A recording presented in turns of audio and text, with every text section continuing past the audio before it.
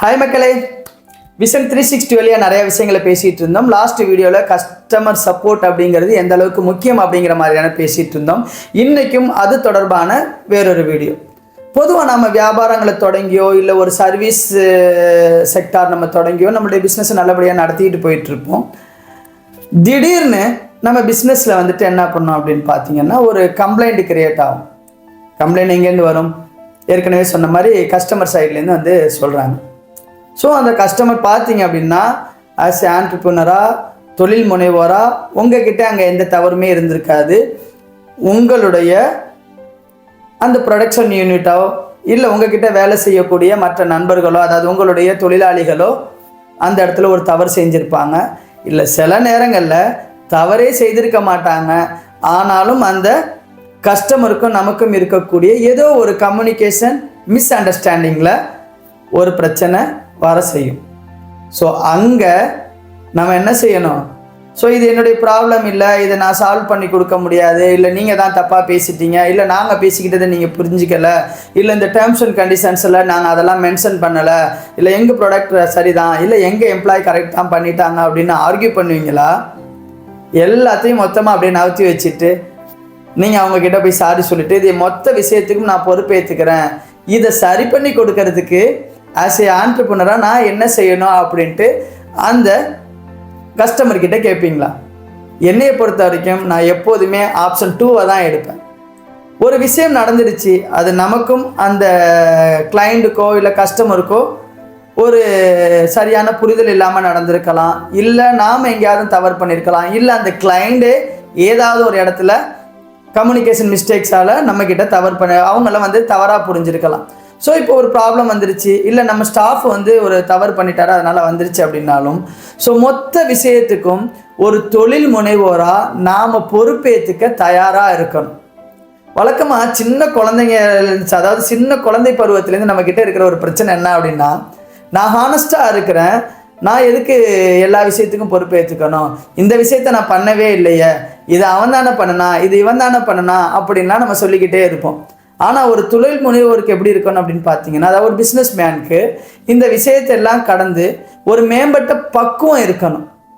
So என்ன ஆகும் அப்படின்னா, அந்த பொறுப்பை நாம் எடுத்துக்கும் போது, நம்ம மீண்டும் நல்ல முறையில் அணுகும் போது, அந்த பிரச்சனைக்கு நாம் ஒரு படி இறங்கி கஸ்டமர்கிட்ட நம்மக்கிட்ட தவறே இல்லைனாலும் கூட, இல்லை ஒருவேளை அந்த தவறை நாம் நேரடியாக செய்யலைனாலும் கூட ஒரு எக்ஸ்கியூஸ் கேட்டுட்டு ஒரு சாரி கேட்டுட்டு அதை முன்னெடுக்கிறதுக்கான அடுத்த வேலையை செய்யும் போது அங்கே நமக்கும் கஸ்டமருக்குமான ரிலேஷன்ஷிப் கம்ப்ளீட் தொடர்ச்சியாகவும் கண்டினியூ ஆகிறதுக்கான வாய்ப்புகள் அதிகமாகும். அந்த வாய்ப்புகள் வழியாக அந்த ஒரு ஜாப் மட்டும் இல்லை, அதுக்கப்புறம் அந்த கஸ்டமர் வழியாக தொடர்ச்சியாக நம்மக்கிட்ட இன்னுமான ஜாப் வந்துக்கிட்டே இருக்கும். அவங்களுக்கும் நம்மளுக்குமான அந்த கண்டினியூட்டி தொடர்ந்துக்கிட்டே இருக்கும். இது ஒரு பக்கம். கஸ்டமர் இது மட்டுமா பண்ணுவாங்க? இதை தாண்டி அபரிமிதமான சில விஷயங்களும் கஸ்டமர் நமக்கு கொடுப்பாங்க. அது என்ன அப்படின்னு பார்க்குறீங்களா? நம்ம மேலே சில கஸ்டமருக்கு வந்து ரொம்பவும் பிரியம் ஏற்பட்டுரும். நாம் பிஸ்னஸ் பண்ணுற இது நம்மளுடைய புத்திசாலித்தனம், நம்மளுடைய கம்பெனி தொடங்கி அவங்க நல்லபடியாக நடத்திக்கிட்டு போகிறதெல்லாம் பார்க்கும்போது அந்த கஸ்டமருக்கு நம்ம மேலே நல்ல பிரியம் வந்துடும். புதிய புதிய வாய்ப்புகளை அவங்களே கொண்டு வந்து கொடுப்பாங்க. ஆமாங்க, கம்ப்ளைண்ட் மட்டும் கஸ்டமர்ஸ் பண்ணுறதில்ல, நமக்கு தேவையான அடுத்த ஆப்பர்ச்சுனிட்டியையும் வேறு வேறு வெர்டிக்கலில் நமக்கு கொடுக்குறவங்களும் தான் கஸ்டமர்ஸ். இந்த முதல்ல கம்ப்ளைண்ட் அப்படிங்கிற பிரச்சனையை நீங்கள் ஸ்மூத்தாக ஹேண்டில் பண்ணிட்டீங்க அப்படின்னா உங்களுக்கும் அவங்களுக்குமான ரிலேஷன்ஷிப் நிறைய ஆயிரும். ஸோ அவங்க மனசுக்குள்ளே நீங்கள் எந்த விஷயத்தை கொடுத்தாலும் சிறப்பாக செய்யக்கூடிய ஒரு தகுதிமிக்க நபராக இருக்கிறீங்க அப்படிங்கிறத ஆழமாக பதிவு பண்ணிடுவீங்க. ஸோ அந்த கஸ்டமர் என்ன செய்வாங்க, அதுக்கப்புறம் தொடர்ச்சியாக நமக்கு சஜஷன் கொடுக்க ஆரம்பிச்சிருவாங்க.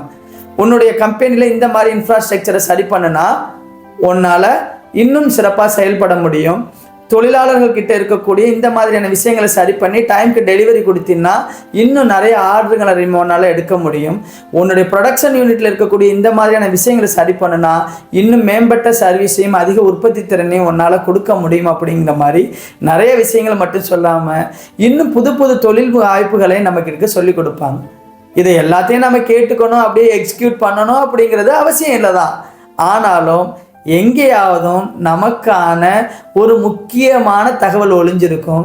அதை நம்ம கரெக்டாக ஃபைண்ட் அவுட் பண்ணி எடுத்துட்டோம் அப்படின்னா அந்த பர்டிகுலர் கஸ்டமர்ஸ் வழியாகவே நமக்கான இன்னொரு வாய்ப்புக்கான கதவும் திறக்கும்.